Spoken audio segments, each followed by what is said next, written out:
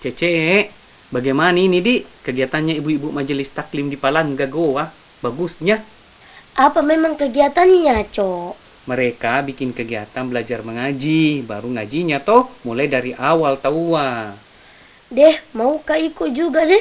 Kalau begitu, sebelum kau ikut, Cece nonton dulu ini liputannya, baru ikut gabung. Oke deh.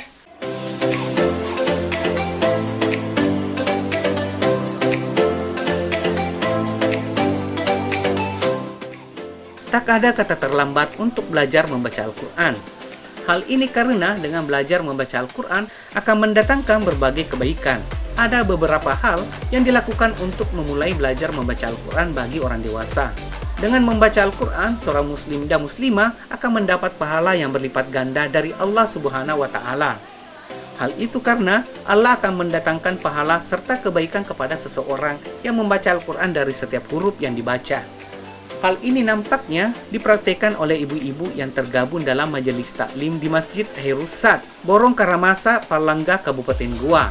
Ibu-ibu majelis taklim ini belajar membaca Al-Quran dari awal. Kegiatan belajar membaca Al-Quran oleh kaum ibu-ibu di masjid ini dipelopori oleh Hajah Husna, yang merupakan seorang guru mengaji sekaligus guru sekolah di salah satu SMA di Kabupaten Goa. Menurut Hajah Husna, kegiatan belajar mengaji ini berawal pada masa pandemi virus corona lalu, di mana ia mengajak ibu-ibu setempat untuk mengisi waktu kosong mereka. Jadi majelis taklim ini saya bentuk dari pada saat pandemi.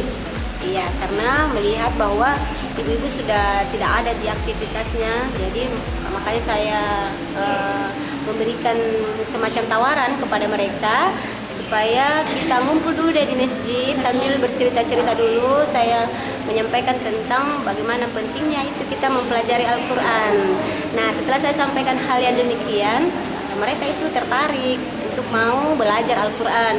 Adapun di antara mereka sama sekali tidak bisa membaca Al-Quran mulai dari huruf hijaiyahnya, itu mereka tidak tahu cara penyebutannya seperti apa. Namun dengan semangat yang saya berikan, motivasi yang saya berikan, akhirnya mereka ini tertarik. Meskipun awalnya yang namanya orang tua kan ya pasti dia malu-malu, tetapi dengan adanya motivasi yang saya berikan, banyak contoh-contoh yang saya jelaskan kepada mereka, akhirnya mereka mau bergabung dan dari sedikit menjadi banyak ya, karena ya, yang datang belajar itu memanggil lagi temannya yang lain, akhirnya bisa sebanyak ini, alhamdulillah ya.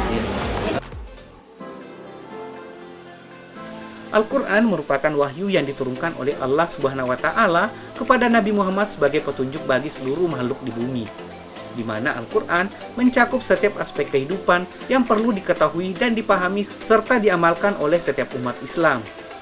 Membaca Al-Quran termasuk ibadah yang paling utama yang memiliki berbagai keutamaan.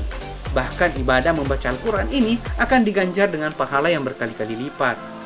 Kebaikan lainnya jika seseorang mengajarkan Al-Quran kepada orang lain, yakni orang yang mengajarkan tersebut nantinya akan mendapat pahala jariah yang akan terus mengalir kepada dirinya.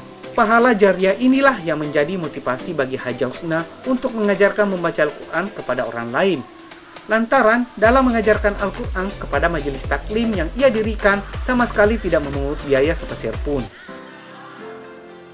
Jadi meskipun tidak dibayar, karena saya yakin bahwa bayarannya Allah lebih mahal dibanding dengan bayaran yang berupa dengan materi.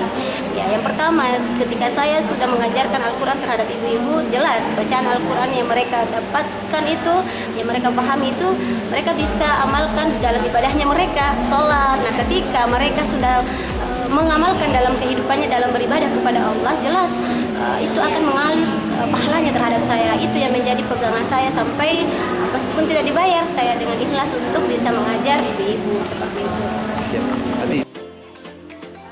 Hajah Husna menambahkan, tak ada syarat khusus jika orang lain ingin bergabung dan belajar mengaji di tempatnya.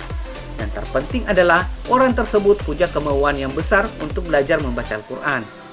Selain mengajarkan membaca Al-Quran, Hajah Husna juga menyelingi materi dengan menyampaikan tata cara sholat termasuk berwudu dan lain sebagainya.